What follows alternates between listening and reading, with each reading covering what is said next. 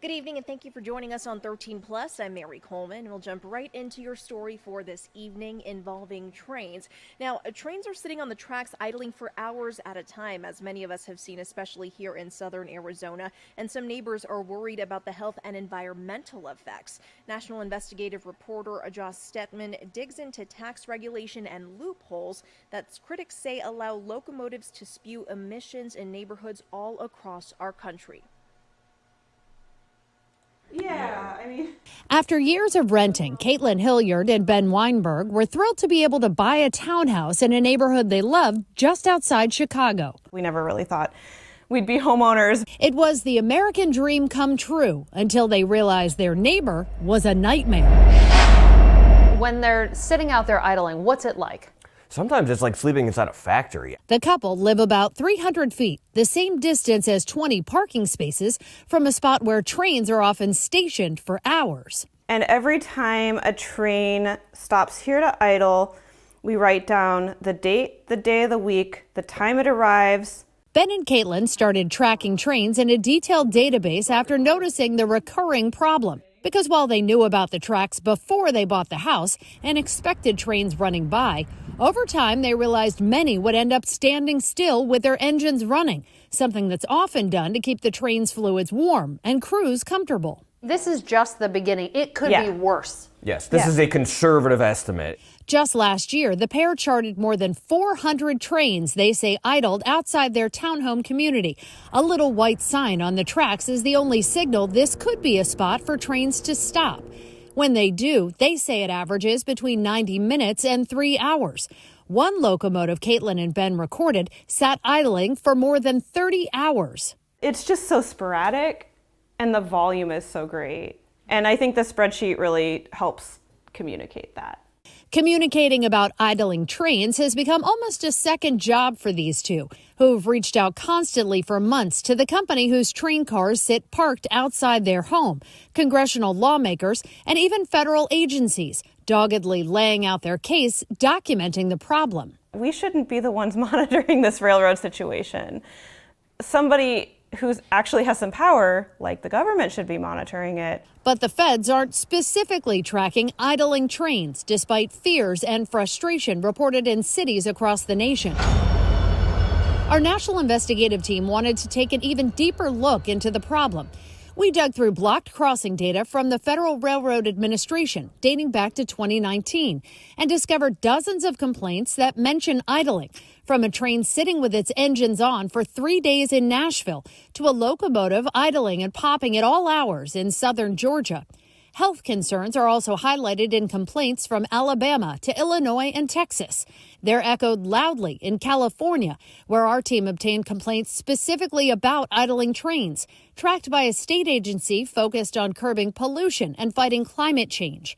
In that data, there's talk of toxic smoke and diesel fumes causing breathing issues and nausea as trains park for days or weeks at a time, idling and impacting neighbors. Ben and Caitlin know just how they feel. The fumes really freak us out. So we can sometimes smell diesel inside this room. They're just spewing whatever they spew into the air that we breathe for hours every single day. I just worry about the long-term health implications of that. For good reason. Studies have found people living near rail lines and rail yards have lowered lifespans, increased asthma, heart, and lung disease rates, and a risk of cancer because of the exposure to particulate matter that comes from train emissions. Experts say millions of people in low-income communities of color are especially affected. But despite the Environmental Protection Agency, or EPA, saying it's well aware of the health impacts of train emissions from idling, critics say the agency hasn't done enough to stop it. The last time EPA updated its emission standards was 15 years ago. We continue to suffer. That's Yvette Torres with the People's Collective for Environmental Justice, who testified virtually in a Senate hearing last July on behalf of 50 groups nationwide. The Moving Forward Network is calling on Congress and the EPA to take action and update regulations that govern the rail industry's emissions. We know that technology is here and it's feasible, economically feasible, to go completely zero emissions.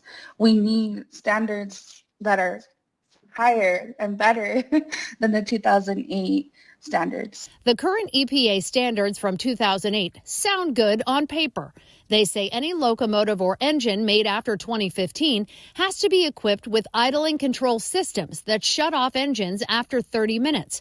But experts testified very few of them have been made. So much of what remains on the rails is old, with outdated technology.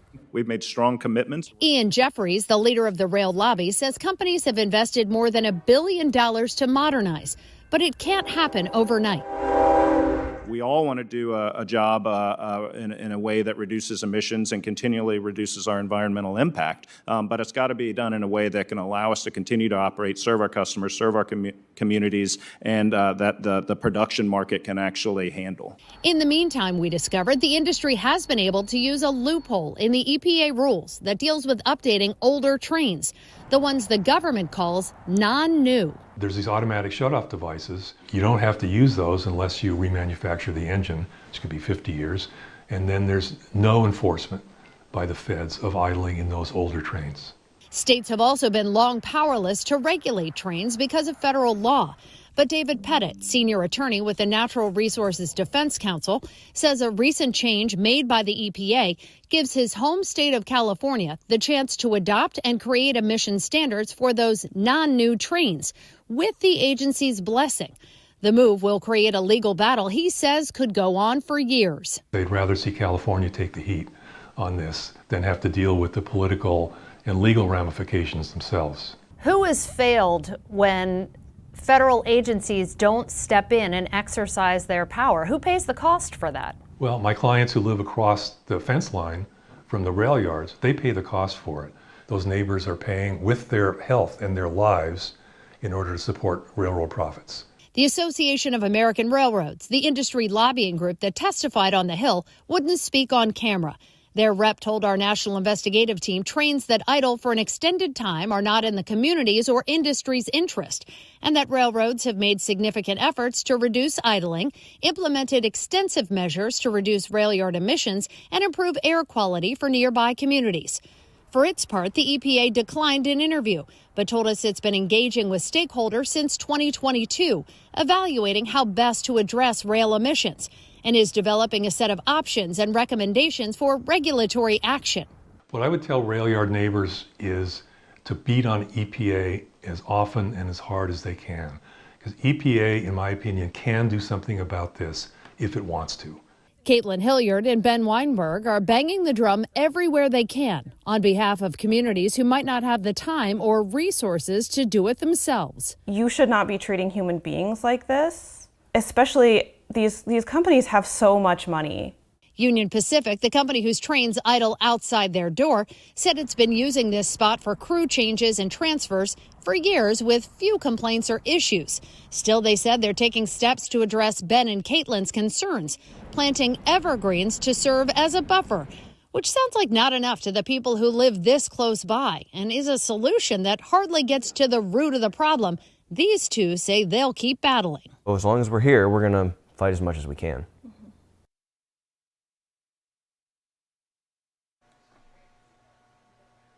And the EPA says it evaluated the impact of air emissions on health and air quality when it created the 2008 rule for the rail industry and plans to update that information as it considers new action. We're going to leave you with this live look of the gorgeous sunset over the Tucson area. Hope you are having an awesome evening, and we hope you will join us for 13 News Live at 10 for your news headlines and your weather. Have a great Thursday night.